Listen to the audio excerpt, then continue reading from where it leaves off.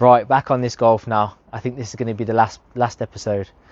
So I've brought the car down to a local garage to have the air conditioning regassed, as in the accident the condenser was punctured and the gas was lost. And now I've got to get these doors sorted now in this car. This is something that I didn't want to do. Like, I never seen this damage on the auction, and it looks like to me like it was done with a forklift. So I've kind of been avoiding this one, but I'm going to get the PDR guy on this front door and then get a second-hand door for the back. Right, so the dents on this side of these doors, or at least the front one, I've got a PDR guy here, Jake, JD Dents. I'll put his link in the bio. But yeah, we're going to try and get these out without painting it. Where's the hammer, Dad? So we'll let you know how we get on. This is commitment. Look, out in the rain. Look at that. You wouldn't even be able to tell. Looking pretty good now. Just the back door next. Okay. Jake has done a really good job here. Even to the professional eye, you couldn't tell. And I was holding out to try and find a rear door in the same colour. I mean, I was looking daily to try and find the door. I found one up in Bradford, but it's absolute mission away. So I was hesitant to go up there and get it, just in case it was like damaged when I got up there. I've had experience of that before, where I've drove miles and got there and the panel that I've gone there for is damaged. But I actually managed to find one of these doors where I got the car from, Charles Trent, in the same colour. So I've got the door, I've been and collected it. I just need to change this door over. What I have noticed is the glass is tinted on this one and not on the one that I've purchased, so it's a little bit more in depth of stripping the door down, taking the glass out and refitting the glass, but it's nothing that we can't sort out on this drive. So yeah, I'm going to get cracking with sorting that rear door out, and I'm booked in today for ADAS calibration. Since that's been done, I've had the car took to a body shop to have that front door and A-post blended, so the colour match is perfect, because edge to edge with a colour like that, it wouldn't be a slightly off shade. So since that's happened, obviously the car's been laying around a bit, the battery's gone flat with the cold weather coming in. I just thought change the battery, so I've bought a brand new battery to fit. I've looked at some previous MOTs, and what's came up as an advisory is the front discs are pitted on the inside. So I've got front discs and front disc pads to change, because I've got an MOT later this week.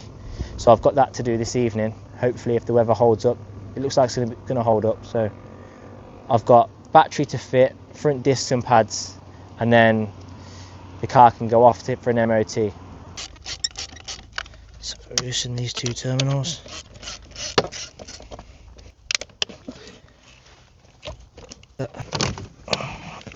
Right, and in goes the new battery.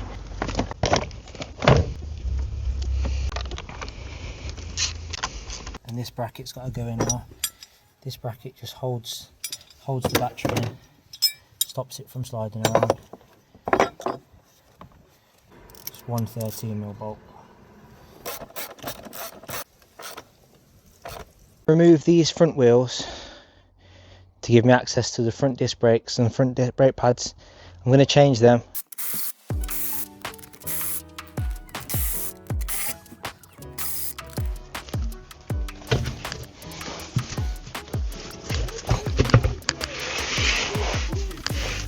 Could save your life, that.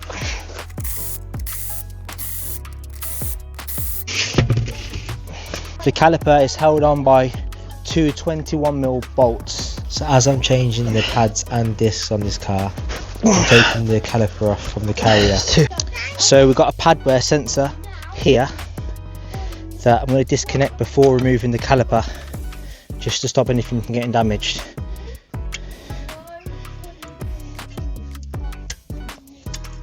The reason why I didn't do it that way, sometimes these get quite brittle, especially because of the heat, because of the brakes and the weather. I've just put my tool in there and lifted that up manually, slided it back rather than breaking that tab. Even though I'm changing this, but that's just me. Both the same.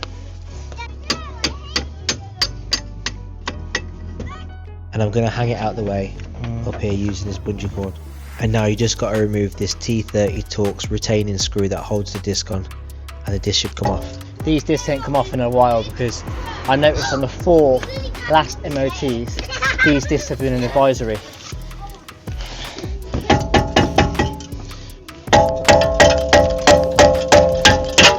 Poor driveway.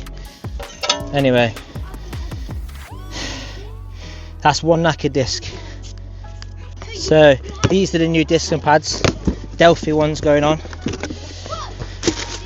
I opted for a better disc, even though I'm not keeping the car, I'm selling it. I'd rather do the job right. So that's the new disc, that's the old disc. So I'm just going to clean up this hub face now with a wire brush, or well, an end drill bit, and apply some copper grease. And on goes the new disc.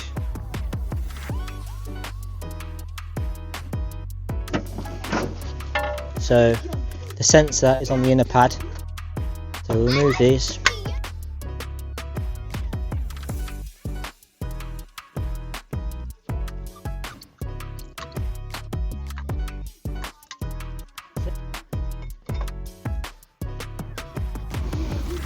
So I'm guessing there's only one pad wear sensor on the whole front, and it's that one. And there's a direction there of the way the wheel turns, so that can only go one way. Just using a large pair of grips to squeeze that piston back in to give me as much room as possible so I can get the caliper back on the new disc.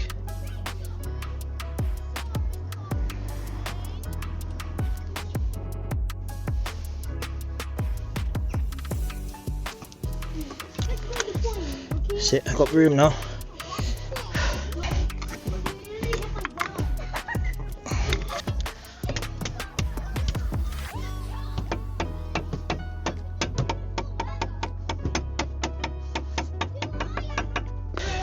Pad wear.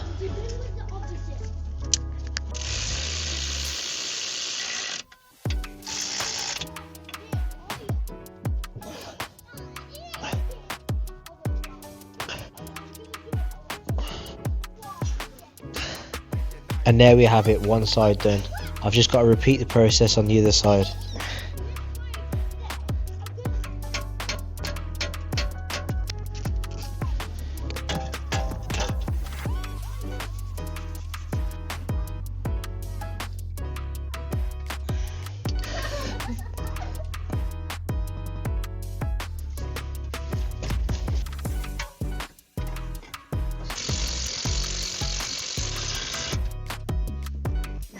And there we have it, discs and pads done. Fingers crossed this sells for MOT. Right, I'm going to strip this part of the wheel arch. I might have to strip all the wheel arch to try and identify where the leak is in the washer bottle hose, the washer jet hose. All T25 Torx. Looking at it, it looks like it's still attached. You can see it just there where that blue tab is. That's it going to the washer jet. It looks like it's still attached. What I'm going to do, I'm going to fill the washer bottle with water and then see if we can see the leak. Go from there. Finest water this. So I'm going to have to build this wheel arch back up, put this wheel on, go over to the other side where the actual washer bottle is and inspect them joints. Inspect the joint to the washer jet and inspect the joint to the washer bottle, because obviously it's a hard one. All the water will fall in the bumper, and I'm guessing depending on how the car's parked, it will fall out onto the floor at the lowest point and not necessarily where it's leaking. So I've discovered a hole in the hose that side, so that's a bumper off job. I think I have got that piece, so should be alright. But yeah, it's not good news because it's damaged and I would have preferred it to have popped off, but hey ho, it is what it is. At least I found the problem. So this is the pipe that I got the breaker cut you cut it there, but that's the part of the pipe that I need. This part here, that's got a hole in on the other one. So I'm going to use a heat gun, take it off that joint there, and hopefully put it back on, and that should fix that problem. So I've got to strip this bumper again. I don't know how many times I've stripped the bumper off this car. So I'm not going to bore you guys. I'm going to get this bumper off and I'll show you the part of the hose that I'm going to change. And as far as the washer jet's concerned and the leak, that should be all sorted. That's just another thing off the list that needs to be done on this car. But yeah, we'll get cracking. So this is the pipe here that's bust, and it's just kinked just there.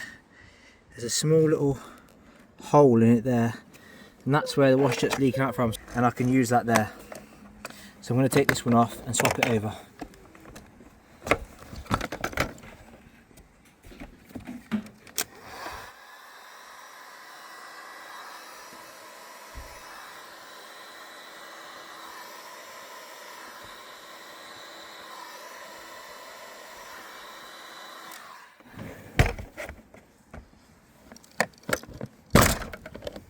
Just like that.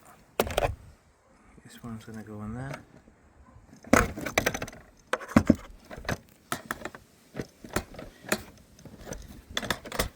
And that now is absolutely perfect. That's another thing crossed off the list. Now it's just for this rear door to change, and this car is near enough there, apart from an ADAS calibration. So if this is something that you would want to take on yourself, like changing the doors on this car or a car, I'll go through exactly what you need to do. I mean, I was quoted £1,000 to repair these two doors. Luckily I got PDR guy to sort that door out for £150 and managed to source a rear door for £211. So what, £360 is quite a good saving really, for just a little bit of labour. But I'll show you exactly what you got to do.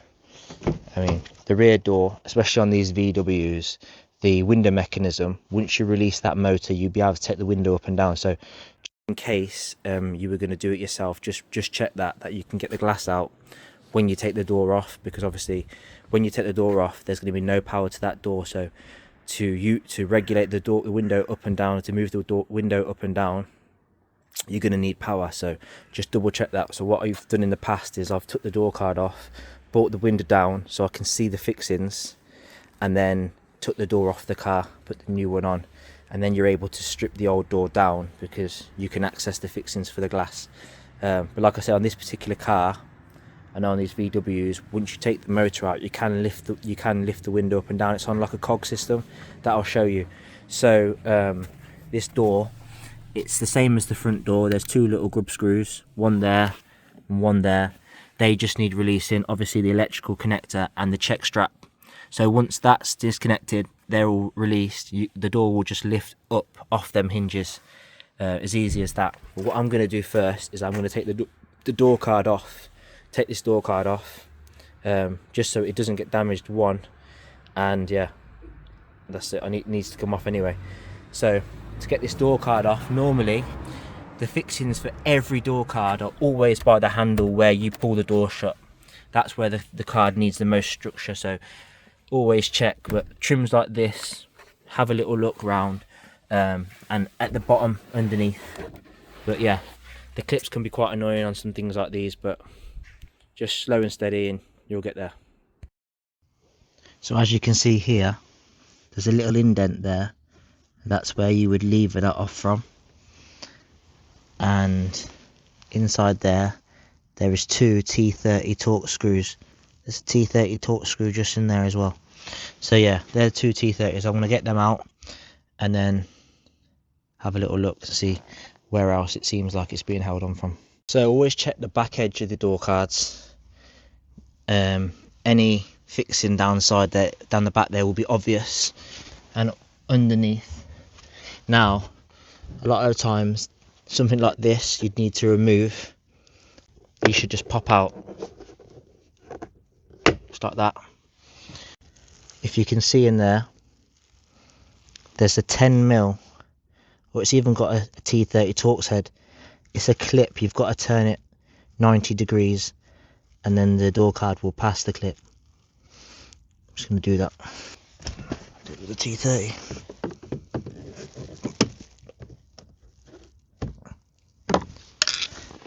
So I've now turned it 90 degrees. Should be able to see. It will now pass the door card. So once you've lifted the door card up and over the top piece, you'll see you've got the handle connection and a couple of electrical connections, one for the speaker, one for the window. So you need to disconnect these and the door card should come away. There's a tab on this. You just have to push the tab, or pull it, sorry. Pull the tab and that will come off. You don't want to break that. The speaker, 2 little tabs either side. That's it. There's a small tab just there, just needs pushing.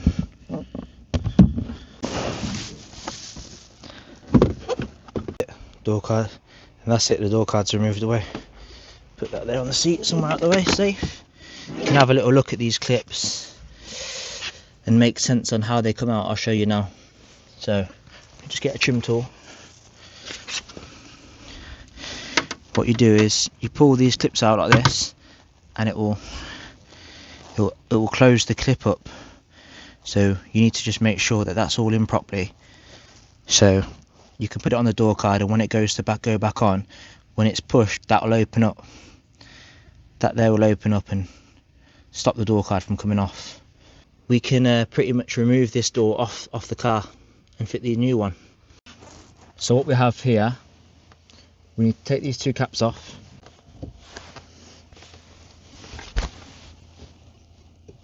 We've got 2 E8 female Torx, so it will look like that. 6-point female Torx. We have to just slacken these off. We don't have to take them all the way out. Just slacken them off.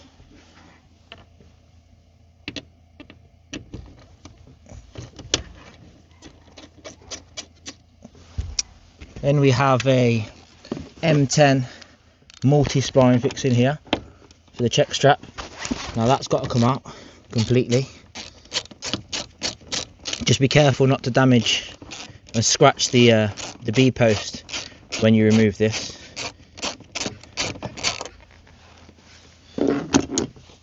Just make sure that doesn't scratch anything. And then you have like electrical connection here, which is quite easy to come off. You just got to get a tool like this, a glazing tool or a trim fork, and you just put it in there. And that should lift up. The top bit should lift up like that.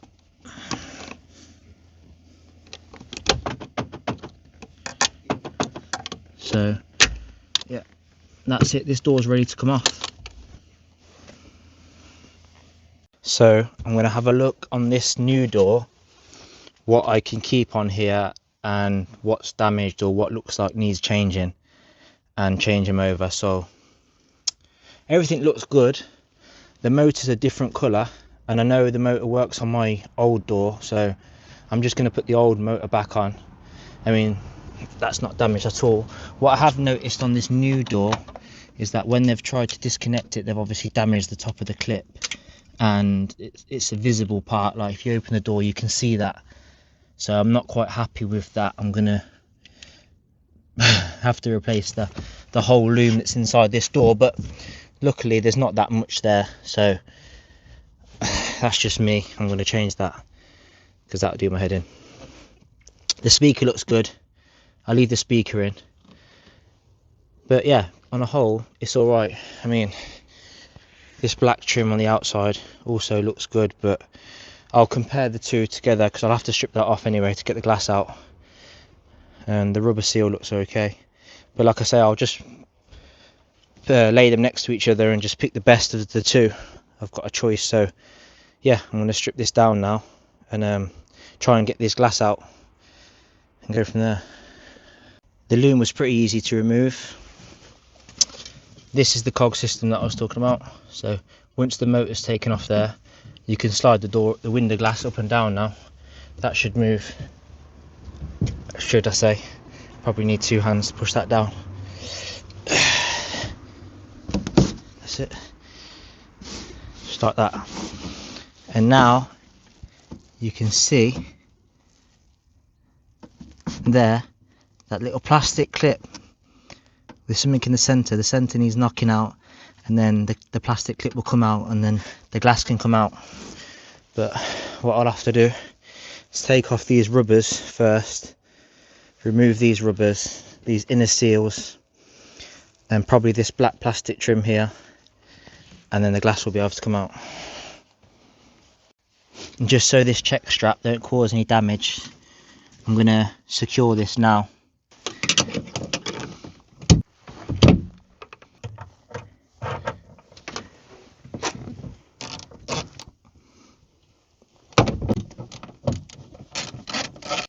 So after removing this rubber out the way, you can see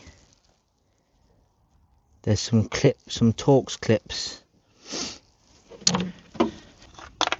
Give it a turn.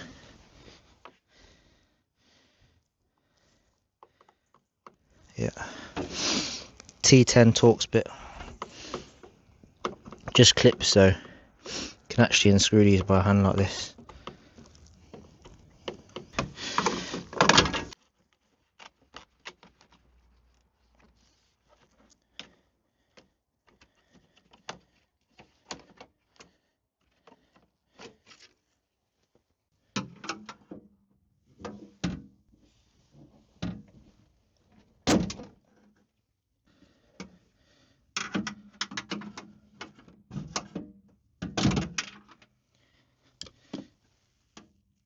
So now this glass, it should slide out.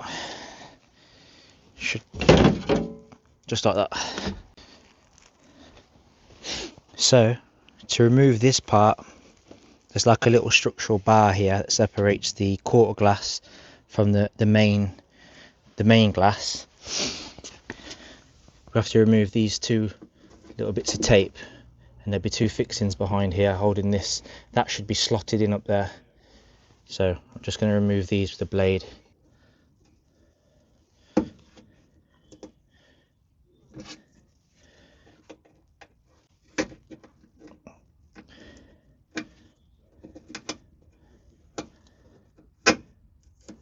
They're T30 Torx, 2 of them. Just remove them.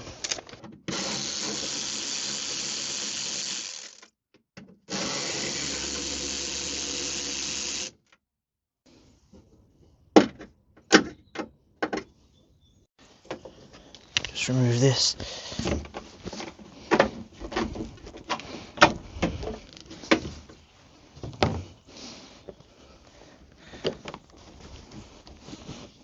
The glass is starting to move now. Probably has never been off, so this outer seal, this rubber will need to come away.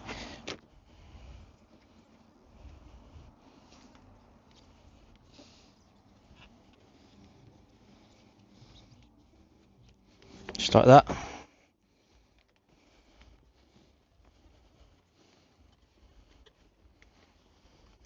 Just take your time with these rubbers, because you can damage them and they won't ever look right. Just like that. This glass is about ready to come out.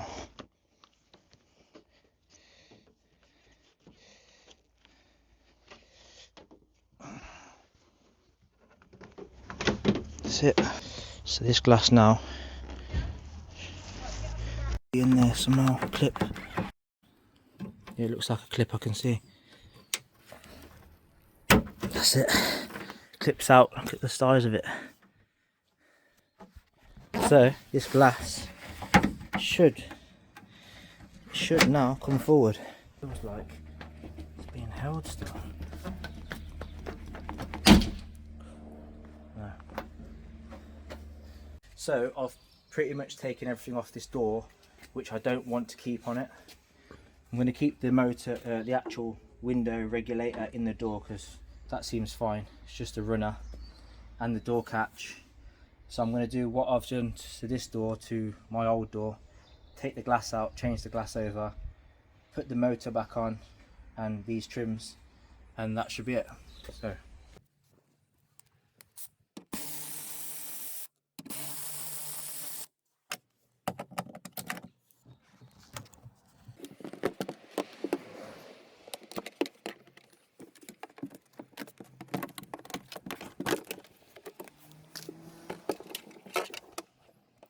So if you can, these plastic clips, if you can get to the back of them and push them in, it'll just save breaking the clip.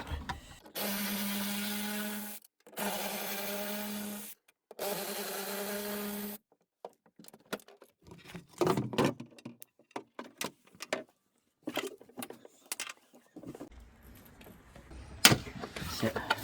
You can see what I was on about. These little push bits, they clip over and the top slides in, so that can come out now. Now this is clipped, the other one wasn't clipped. So it's clipped to the bottom of the door just to keep the harness out of the way of the glass.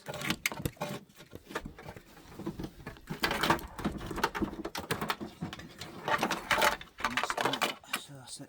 Going to take this inner rubber off. Inner seal, window seal. And this isn't going to fall off. This glass should come down now. Yeah, that's it. So it's exactly the same as the other glass. Bring it down to a position where I can see that plastic clip I've got to push out, which is there. So I'm just going to push that out now, and then I can spin the door over, take the rubbers off. I should be able to get the glass out. Bit of lube. That's it. That's popped out. And that's popped out. So just so you can see what it is I popped that out from the inside of that, and that's what holds the glass on. So when I come to refit it, I'll put that outer one in first, make sure that's in place. It's got a little bit of a groove, and then I'll slide that in the middle, and then it won't go nowhere. Well, it shouldn't do. These can kink and get damaged quite easily, so just take my time little bit by little bit with these. To have the glass dropped probably would help give a bit of tension off the rubber, but if these have never come off, they're a bit of a nightmare. But little bit by little bit. Like I say, what I'll do is I'll line this up with the other one and just pick the best one. But yeah, we know what's going on now. I don't want to bore everyone, but these rubbers come out.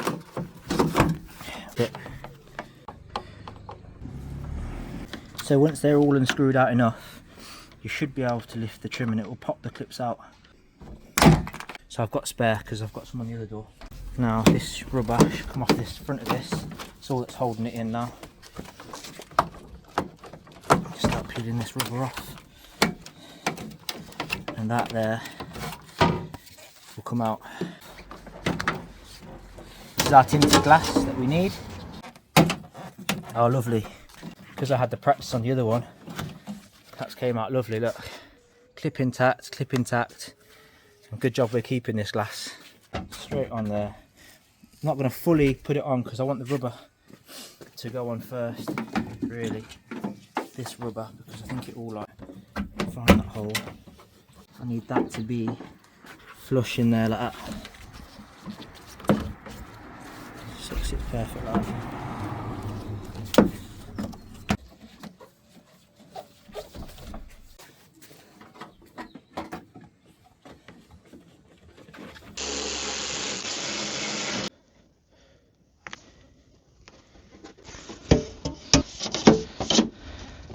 That's it, it's dropped in.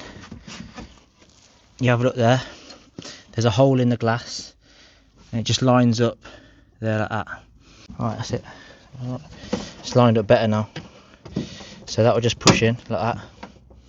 And then this will push in the centre. Right, so it looks like it's going in now with a bit of lube.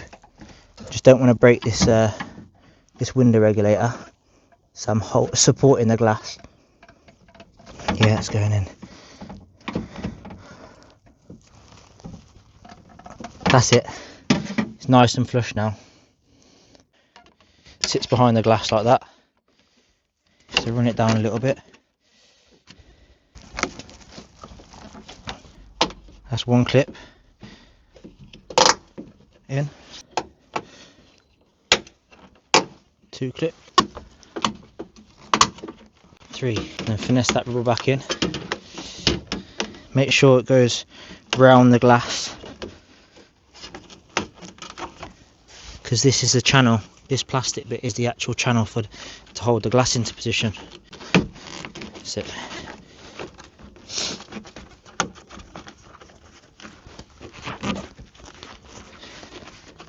That's lovely now. So that glass up like that. That's it. That's how we wanted it. So put the glass box on for this.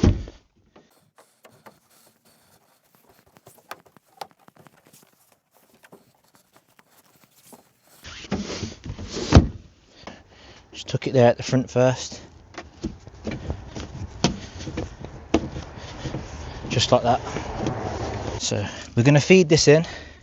There's 2 clips here that attach this harness to the bottom of the inside of the door, just to keep it out of the way of the window regulator and how the window goes up and down. Just make sure if you're routing something like this inside the door panel that you're clear of the glass, because I've seen it happen. People have routed these for especially on the front doors for the wind mirror, and they've routed it incorrectly, took the glass up, it's destroyed the harness. See what I meant about the top slides in first? So slide that in at the top and then it clips at the bottom, just like that. And let's connect this up so it doesn't get damaged. You just push that down and that's it, fully connected. Should be some witness marks as to where them clips secured to, but there is a bar at the bottom of the door, you can feel it, just secures to that out the way, and then these run through here.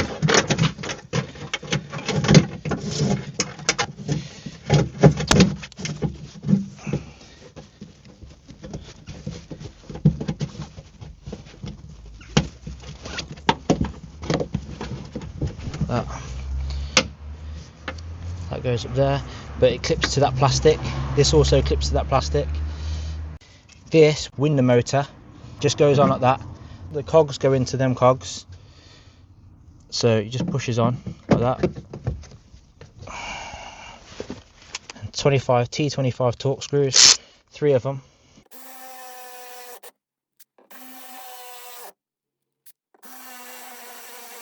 Feed that through there.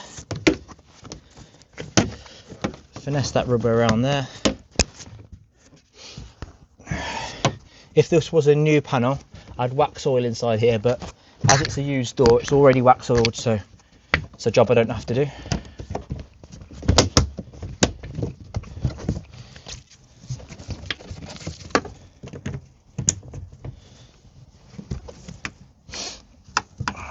So that clips into there. That's all trimmed up, that's all done. So that window should work now. Let's just check the window.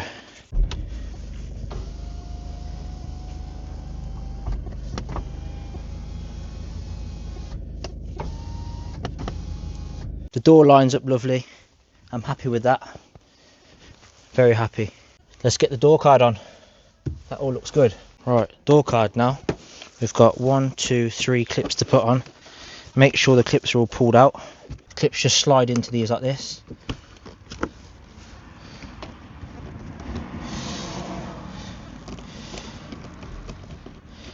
There we go, 3 clips. Don't forget to connect the speaker and the window switch, which we'll do first, because the window switch was a bit of a bugger to get to.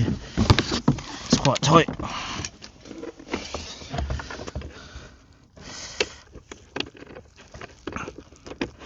Window switch is connected, the speaker is connected, just the handle now. Come round, you have a look, so the front of this slots in there first and then it just clips back like that, and that handle now should open and close the door. It sits on the top first like that, make sure it's pushed in properly at the top, and then all them clip holes should line up lovely. So you just want to put a bit of pressure on it and then give it.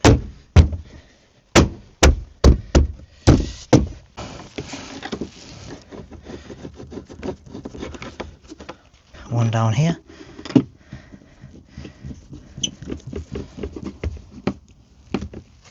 this little trim.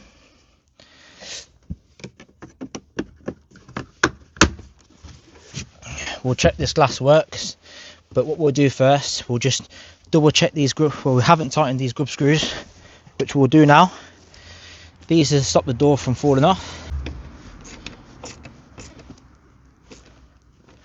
1, 2, go over the top of them screws. 1, 2.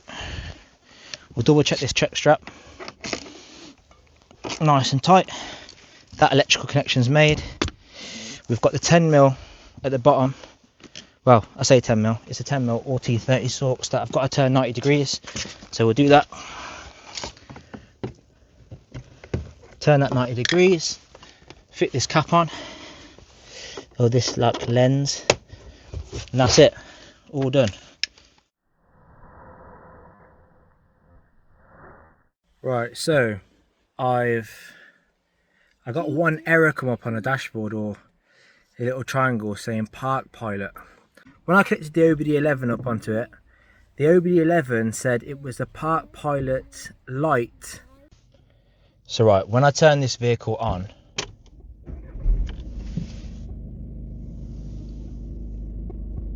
there's absolutely no errors. It's absolutely perfect. But what I've noticed is that when I put the vehicle into reverse, it comes up with an error Park Pilot. Now, I've done a bit of research and I believe this is the ADAS related, Advanced Driver Assistance System. Now, so this affects this has got obviously a sensor, a radar on the front of the vehicle that I've disconnected and reconnected. It's the same, it's the original radar that came off this vehicle. So I believe that this needs some kind of calibration. So that's what I'm going to do. So I'm in the car, I'm on the way, an hour away, so we'll see how we get on. But yeah, I'm excited to get this car finished and get it up for sale and get it gone, to be honest, so I can move on and do other things. But yeah, I'll let you know how we get on and you'll see. They let me in the workshop. Anyway, he took it into the workshop. He was in there for a while. He said that there was a crash data stored in the gateway. Now, I had no errors on my dash. I'm not saying that it wasn't stored in the gateway, but he said that will need clearing before he can do the calibration. So he cleared that. After about 20 minutes, then he came to me and said, the vehicle didn't need calibrating, but I've got a Park Pilot error open circuit on a bulb, which I kind of already knew, but I thought that was related to the calibration, which obviously it's not. So he asked me then also if my cruise control worked, but funny enough, on the way there, my cruise control did work, and I only had one error, which was the Park Pilot. It just said Park Pilot error on the dash. So anyway, after leaving there, I've now got 2 errors. The other error was a calibration issue, cruise control calibration. So now I've got 2 errors on my dash. I just assumed that the radar needed calibrating because all the sensors worked at that time. So what I have noticed, and what he did pick up as well, after it said that the bulb was an open circuit Park Pilot bulb, down here next to the gear stick, there's a button for the Park Pilot or assisted parking. Now you can't activate that. It's like the light doesn't even illuminate, where all these other lights, they illuminate. Obviously I did repair the harness on this car, if you remember, the bumper harness. I'm thinking that perhaps the harness is damaged in another area that I've missed. I was racking my brains, I was going through the book of words, I was looking for the fuse location, which is located underneath the glove box in cavity 32, which is a 7.5 amp fuse, and I checked it a number of times. The fuse was fine. I was thinking that I'd made a mistake with the wiring, so obviously I repaired the loom at the front, but that loom was for the parking sensors. But obviously this is all connected with park assist. Right, so now I've got 2 errors on my dash. My dash is lit up like anything. I can't use my cruise control, and I'm guessing nothing is working now. So now I'm mega confused. So I get home, I've got the book of words back out, I check the same fuse location again, everything's fine, I'm racking my brains. And my missus comes down the stairs, she said, oh, I've got a video here that you might want. Now the video was for the centre console, which I thought I didn't record or I lost the footage, but after thinking about it, what happened was the battery ran out on my camera and I got my partner to record it on her phone, me fitting the centre console. So I started to watch that video because it all relates. Well, I thought it did. Anyway, part of the video shows me playing with this part of the centre console and me putting the centre console in and then having to feed this through the hole. And I couldn't feed it through because there was an electrical connector on it. The electrical connector is there.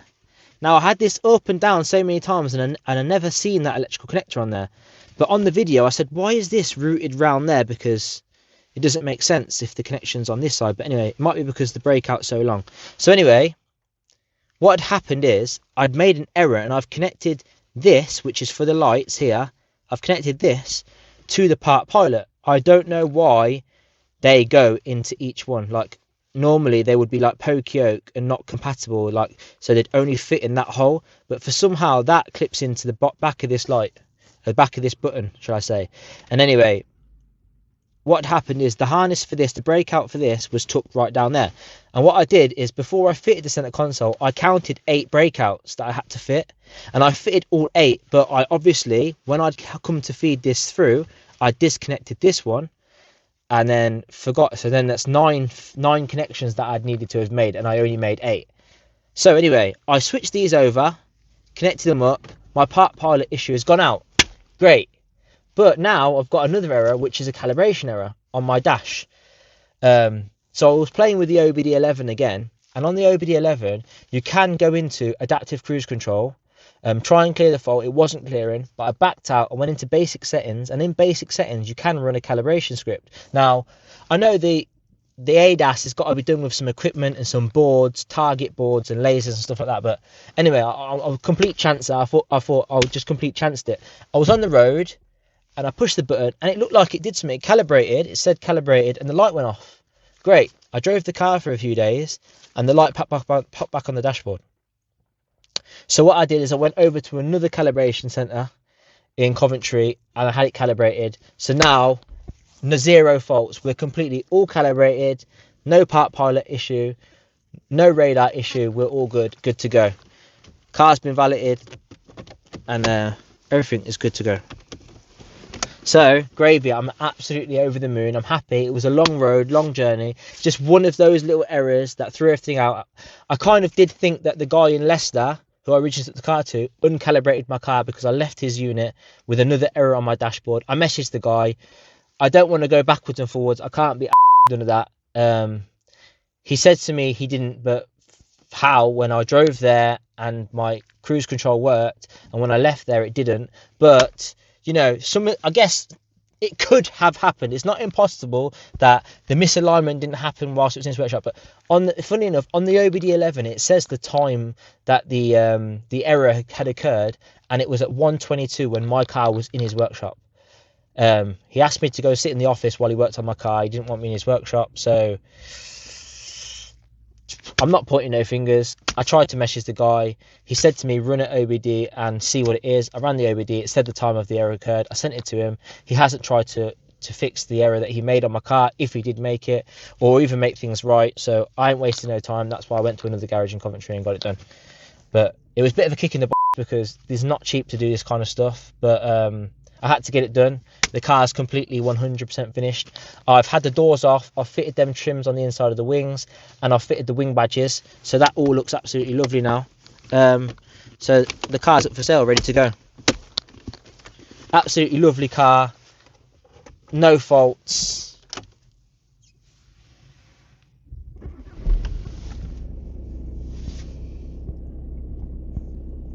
You know, it's been a long journey, but it's done right. The car's in a good state. I'm extremely happy with how it's all gone out. I mean, it could have been done quicker. I've had a few knockbacks and like weather, things like that. Being on a drive, it's like, I mean, I've had a gazebo and stuff, but even if I had a gazebo, like, would I be out here in the rain? Probably not, unless I have to do something, but it's just long setting it all up. But yeah, I'm extremely happy with this car.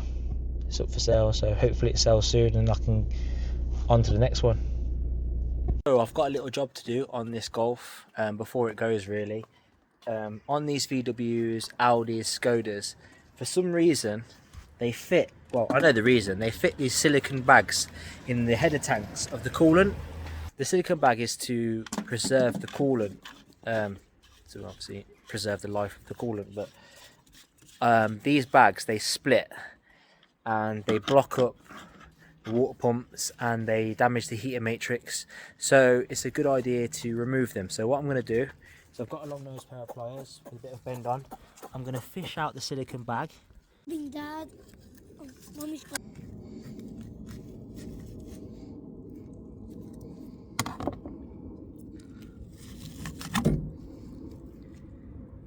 Be a good idea to get this out.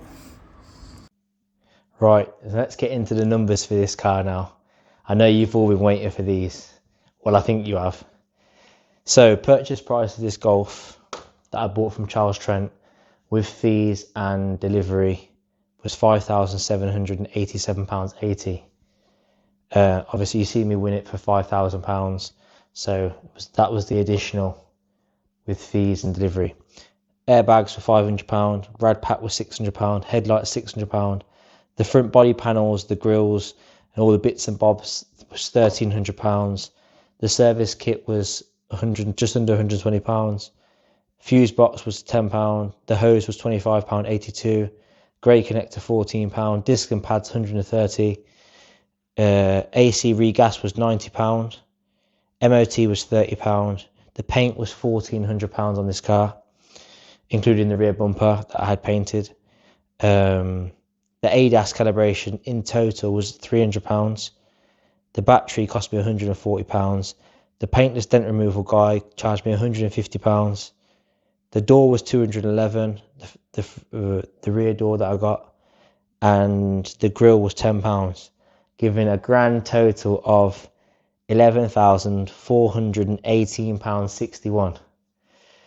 Now I've sold this car for a very healthy sum of £11,500. So I made a profit of £81.39. Do you think it was worth it? It's this salvage game. You never know what's going to happen. It's a complete gamble. You can buy a car and you can inherit a lot of problems. So just to be cautious, if you are planning on buying a car like this, you can do as much research as you want, but you just simply don't know when you get the car how it's going to turn out. So if you enjoyed the video, make sure you hit the thumbs up and make sure you subscribed. You're going to love my next car. And if you've made it this far, thank you. Be sure to hit the like button and make sure you subscribe so you don't miss the next builds, because they're going to be absolutely amazing. Thanks again.